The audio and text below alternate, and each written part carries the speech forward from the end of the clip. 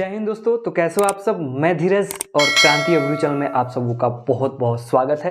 तो दोस्तों आज के मैं इस वीडियो में आपके लिए क्लास 12th केमिस्ट्री जिसका नाम है ठोस अवस्था, इसके बारे में मैं आज आपको बहुत ही अच्छे तरीके से अपने अंदाज में समझाने वाला हूं।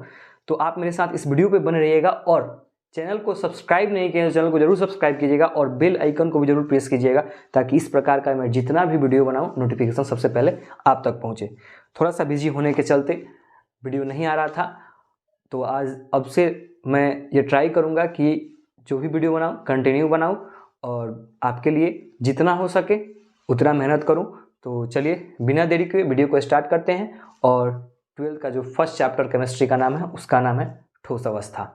तो बात करते हैं ठोस अवस्था के बारे में। तो हम बात करें दोस्तों कि ठोस अवस्था से पहले एक चीज बात कर लेते हैं कि ठोसों का जो निर्माण हुआ है ये किससे हुआ है, किससे ठोसों का निर्माण हुआ है। क्वेश्चन उठता है ना कि ये ठोसों का जो निर्माण हुआ है कहीं ना कहीं पदार्थ से हुआ होगा। ध्यान से देखिएगा, ये पदार्थ से हुआ है।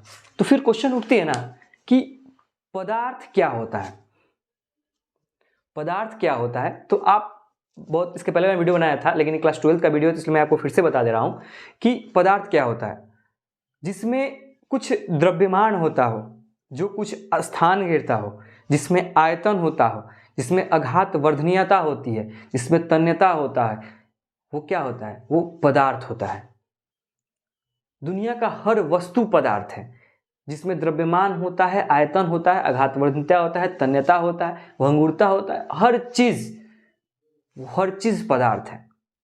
ये मैंने बता दिया था और आई होप कि आप इसके बारे में जानते भी होंगे कि पदार्थ क्या होता है।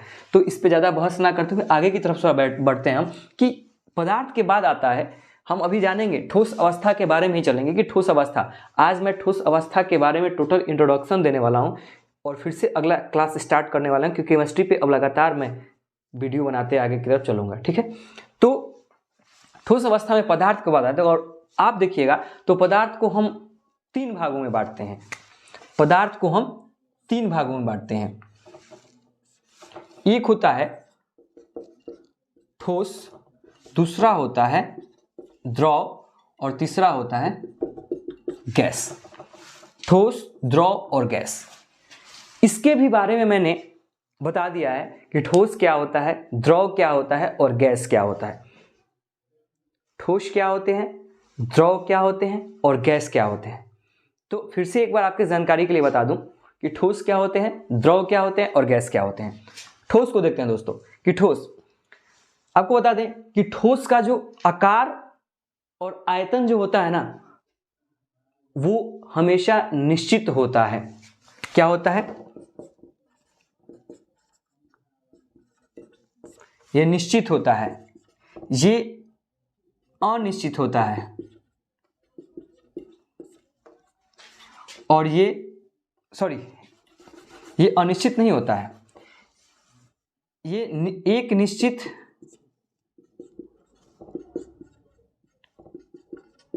एक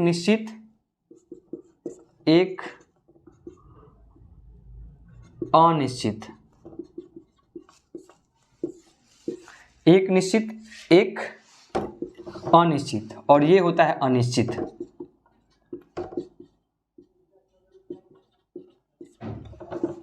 एक होता है अनिश्चित।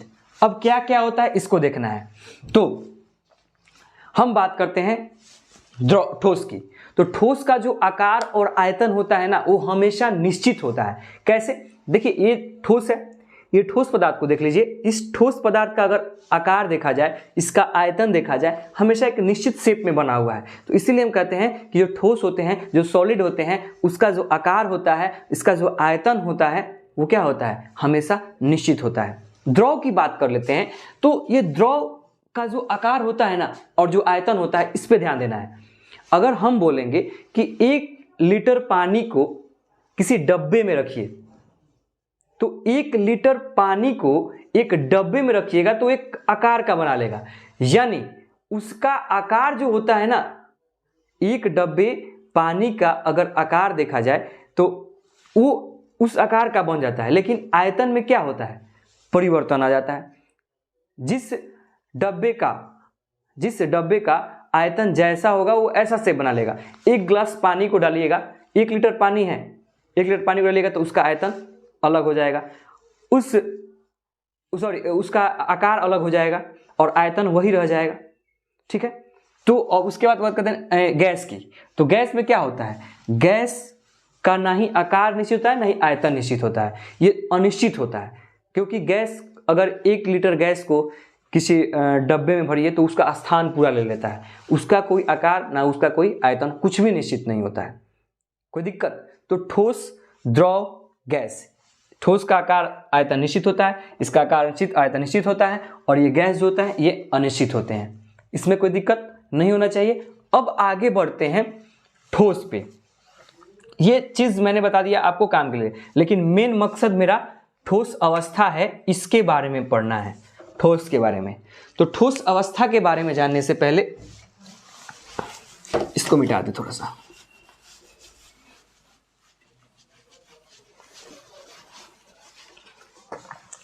ठोस अवस्था, हम ठोस को 2 भागों में बांटते हैं। ठोस जो होते हैं वो ठोस को 2 भागों में बांटते हैं। एक होता है क्रिस्टलीय ठोस और एक होता है अक्रिस्टलीय ठोस।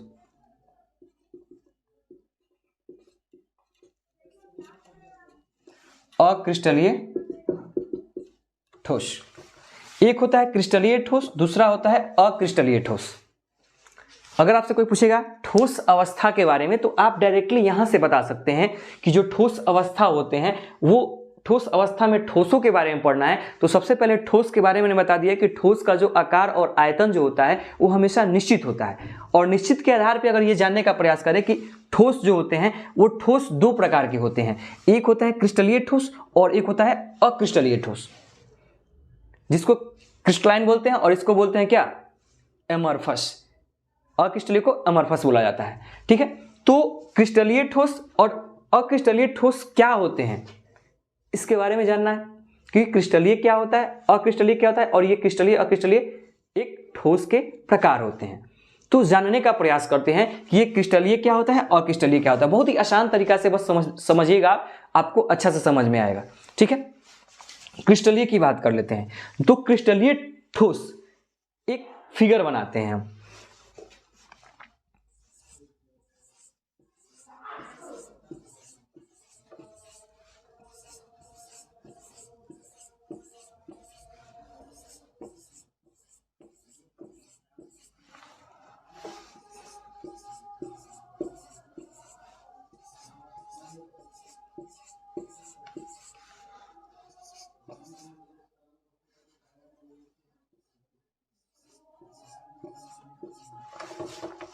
देखिए क्रिस्टलीय ठोस को देखिए, आप बोल सकते हैं कि क्रिस्टलीय ठोस वे ठोस होते हैं जिनके अवयवी कण जो होते हैं वो आपस में एक निश्चित आकार में होते हैं, एक निश्चित ज्यामितीय आकार में होते हैं, वो क्रिस्टलीय ठोस होता है। अवयवी कण में समझने का प्रयास कीजिएगा कि जिसका कण एक निश्चित आकार में होता है।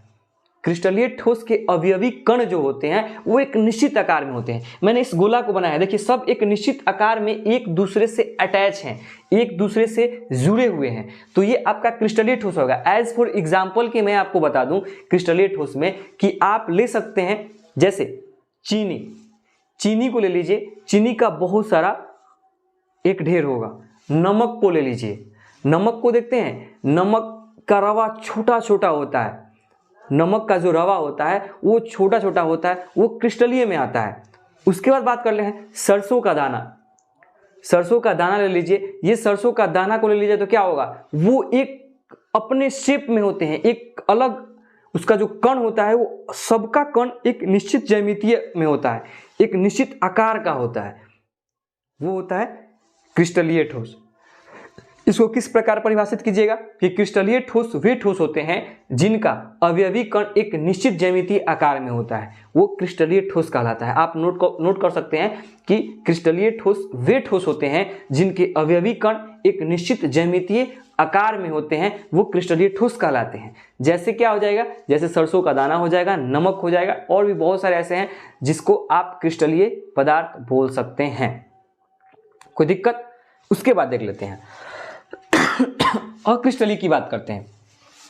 अक्रिस्टलीय ठोस क्या होते हैं? ये जो अक्रिस्टलीय ठोस है, ये इनका जो इनका ही फोटो देख लीजिए आप, इनका फिगर देख लीजिए।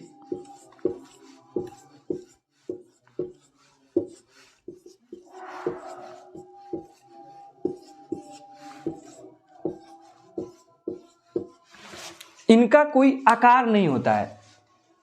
ये अक्रिस्टलीय ठोस का कोई निश्चित आकार नहीं होता है, कोई निश्चित ज्यामिति नहीं होती है। इनके अवयवी कण आपस में पूरा अटैच नहीं रह पाते हैं, वो होते हैं एमॉर्फस अक्रिस्टलीय ठोस।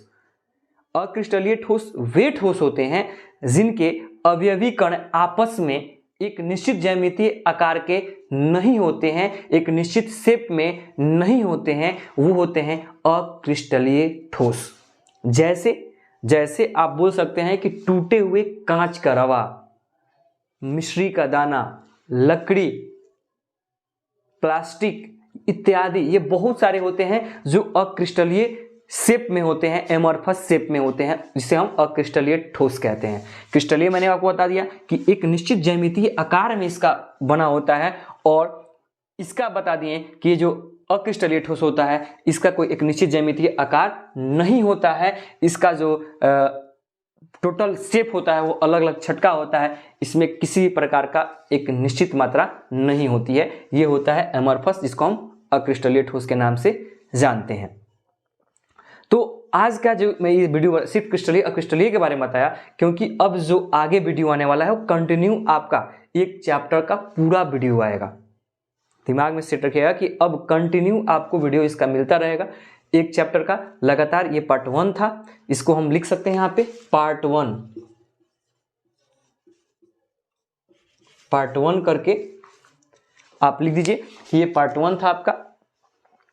तो क्रिस्टलीय अक्रिस्टलीय को ध्यान से आप लिख लीजिएगा। फिर से एक बार जाते थे बता दे रहा हूँ, क्रिस्टलीय ठोस वे ठोस होते हैं जिनके अवयवी कण एक निश्चित ज्यामितीय आकार में होते हैं, वो क्रिस्टलीय ठोस होता है। और अक्रिस्टलीय ठोस में इसका एक ज्यामितीय आकार, इसका जो अक्रिस्टलीय ठोस वे ठोस होते हैं जिनका आकार एक निश्चित ज्यामितीय में नहीं होता है, इनका अनिश्चित रूप से इनका आकार होता है, कोई छोटा कोई बड़ा, कोई टेढ़ा कोई मेढ़ा, ये अनिश्चित रूप में होता है। लेकिन ये समान शेप में होते हैं, एक दूसरे से अटैच रहते हैं, एक दूसरे से मिले रहते हैं, वो होता है क्रिस्टलीय ठोस, और ये होता है अक्रिस्टलीय ठोस। तो आई होप कि ये वीडियो आपको अच्छा लगा होगा, क्योंकि आज का जो वीडियो था सिर्फ मैं इंट्रोडक्शन के लिए आया था कि क्लास 12 का केमिस्ट्री स्टार्ट हो गया। तो आप सब अच्छे से जुड़ जाइएगा, और रोज़ का वीडियो आपको कहीं ना कहीं आपको 1-2 दिन कोई प्रॉब्लम की वजह से लेट हो जाती है या फिर कोई दिक्कत आ जाती है जिसकी वजह से वीडियो रुक जाती है, तो इसका मतलब ये नहीं कि मैं अपडेट नहीं हूँ, लेकिन मैं हमेशा प्रयास करूँगा, ट्राई करूँगा कि आपको मेरी वीडियो लगातार मिलता रहे। तो चलिए दोस्तों, आई होप कि वीडियो आपको समझ में आया होगा। तो आप अपने इस वीडियो को शेयर कीजिएगा, और अगर मेरे चैनल पर नए हैं तो मेरे चैनल को सब्सक्राइब कीजिएगा, और बेल आइकन को जरूर दबाइए ताकि इस प्रकार मैं जितना भी वीडियो नोटिफिकेशन सबसे पहले आप तक पहुँचे। चलिए आज के लिए इतना ही। जय हिंद, जय भारत।